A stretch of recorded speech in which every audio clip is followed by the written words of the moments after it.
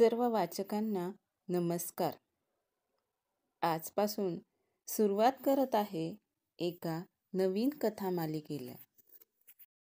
आजचा भाग पूर्ण ऐका आणि कथा मालिकेची सुरुवात कशी वाटली कमेंट करून नक्की सांगा. आणि हो, कथेच्या पुढच्या भागांच्या अपडेट्ससाठी चॅनलला सबस्क्राईब करायला विसरू नका. चला तर मग वळूया नवीन कथा मालिकेकडे. भेटूया नवीन पात्रांना आणि जाणून घेऊया त्यांची कथा. कथा मालिकेचं नाव आहे दुसऱ्याची बायको, भाग पहिला. आजचा शनिवार खराब करून टाकला ह्या लोकांनी. म्हटलं होतं मस्त वीकेंड आहे तर जाऊया बाहेर कुठंतरी. तर नाही, हे साले ऑफिसवाले शनिवारी सुद्धा ऑफिसमध्ये बोलावतात. दिवसभर काय तर तो साहेब येणार आहे, म्हणून राबून तयारी करा. आणि संध्याकाळी लवकर घरी जावं म्हटलं तर ही पार्टी. आता बायकोला वाटेल की मी खोटं बोलतोय, अमित म्हणाला. अरे मग वहिनींना आणायचं ना सोबत, ऑफिसचीच तर पार्टी आहे. तू फोन केला असता तर एव्हाना पोहोचल्या असत्या त्या. सगळ्या फॅमिलीला इन्व्हिटेशन होतच ना, सुदीप त्याला म्हणाला. तुझं एक बरं आहे बाबा, एकटा जीव सदाशिव. तुझं लग्न झालं ना की तू घेऊन जात जा बायकोला जिथं तिथं सोबत, अमित थोडा चिडून म्हणाला. या सगळ्यात प्रणित मात्र शांत होता. हातात बिअरचा ग्लास तसाच पकडून तो मात्र सगळ्यांचं बोलणं ऐकत होता. प्रणित, अमित आणि सुदीप एकाच इंटरनॅशनल IT कंपनीत जॉब करत होते. शनिवारी त्यांच्या ऑफिसमध्ये पार्टी ठेवण्यात आली होती. त्या पार्टीत 3 जण बार काउंटरवर बसून बोलत होते. ए प्रणित, असा काय बघतोय? थोडी चढली की बोलतच की माणूस, मनातलं किती दाबून ठेवणार ना, अमित एक पेग रिचवत म्हणाला. आता त्याच्या शब्दांना कंप सुटला होता. प्रणित, तुझी फॅमिली नाहीये का? म्हणजे तू आताच नवीन जॉईन झालास ना इकडं? आम्हाला माहीत नाही म्हणून विचारलं, सुदीप अगदीच बेफिक्रीनं म्हणाला. काय मर्दगड्यांनो, काय असले बायकांसारखे विषय चघळत बसले. कामाचं सांगू का? विकास तिथं आला. विकास त्या तिघांचा प्रोजेक्ट मॅनेजर होता. नेकी और पूछ सांगा की राव, सुदीप म्हणाला. अरे आपला नवीन CEO आलाय ना, त्याची बायको म्हणे त्याच्यापेक्षा वयानं लहान आहे. काय दिसते यार, माल एकदम. विकासनं बोलता बोलता डोळा मारला.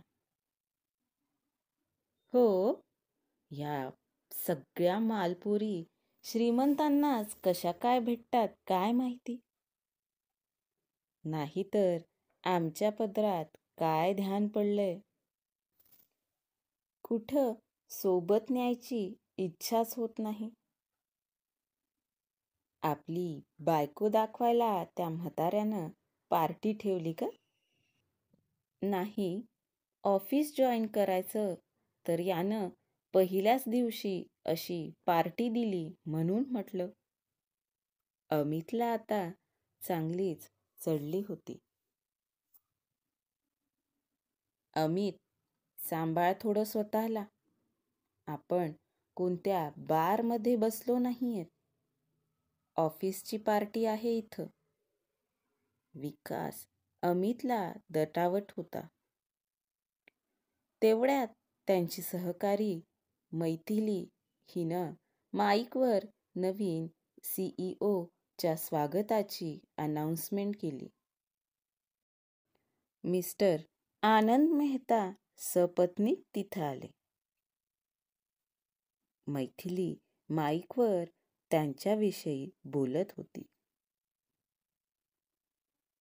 नशीब उघडलं रे या मेहताचं. साला स्वतः बुड्ढा दिसतोय, पण काय पोरगी पटवलीये. हाय, साडीच घातलीये, पण काय फिगर आहे यार. सगळ्या चांगल्या बायका दुसऱ्यांनाच का मिळतात? आम्ही काय गुन्हा केला बरं? आमच्याच नशिबात काय बॅद बांधून दिलीये देवानं. अमित बोलत सुटला. बोलताना त्याचा तोल ढासळत होता. प्रणीत मात्र हातात बिअरचा ग्लास पकडून फोनमध्ये रील बघण्यात व्यस्त होता. बाकी कार्यक्रमाकडं त्याचं लक्षच नव्हतं. ए अम्या, काहीही काय बोलतोयस? वहिनी किती चांगल्या आहेत. सुदीप अमितला म्हणाला. तुला खूपच रे पुळका तिचा. अमित त्याला म्हणाला. काय काय म्हणालास? आणि माझ्या बायकोबद्दल असं काही बोलायची तुझी हिम्मतच कशी झाली? अमितनं बोलता बोलता सुदीपची कॉलर पकडली आणि दोघं हातापायीवर आले. अरे जरा सांभाळून. नोकरी टिकवायची आहे की नाही? विकासनं दोघांना शांत केलं.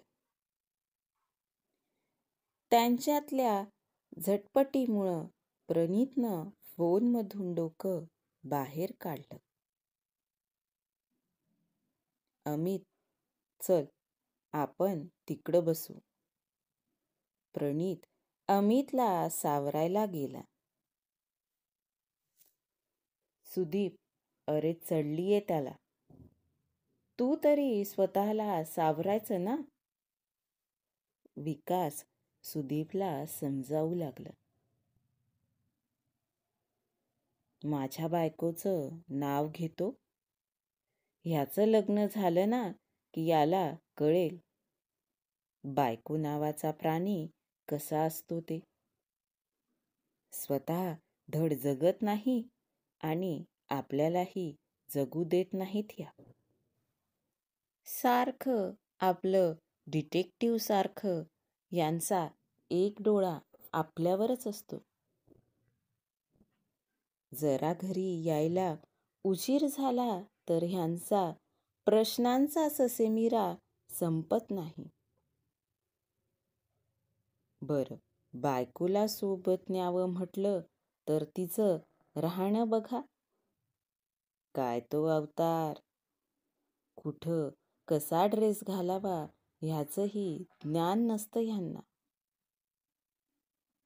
बाहेर कुठं पार्टीला गेलं की हिलाच का बोलले, तिलाच का बोलले, दारूच पिऊ नका, असंच करू नका. साल्या, सगळ्या चांगल्या बायका दुसऱ्याच्याच कशा नशिबात असतात. अमित प्रणीत सोबत तिथून निघत अडखळत बोलत होता. पण एक मात्र अगदी बरोबर बोललास अमित तू. सगळ्या चांगल्या बायका दुसऱ्यांनाच मिळतात. प्रणीत म्हणाला. का रे, तुझी ही बायको माझ्या बायकोसारखीच आहे का? अमित अडखळत म्हणाला. माहीत नाही. प्रणीतनं खांदे उडवले. बरं झालं ती ब्याद एकदाची घरातून आणि माझ्या आयुष्यातून निघून गेली ते. प्रणीत मनातल्या मनातच म्हणाला. माहीत नाही म्हणतोस?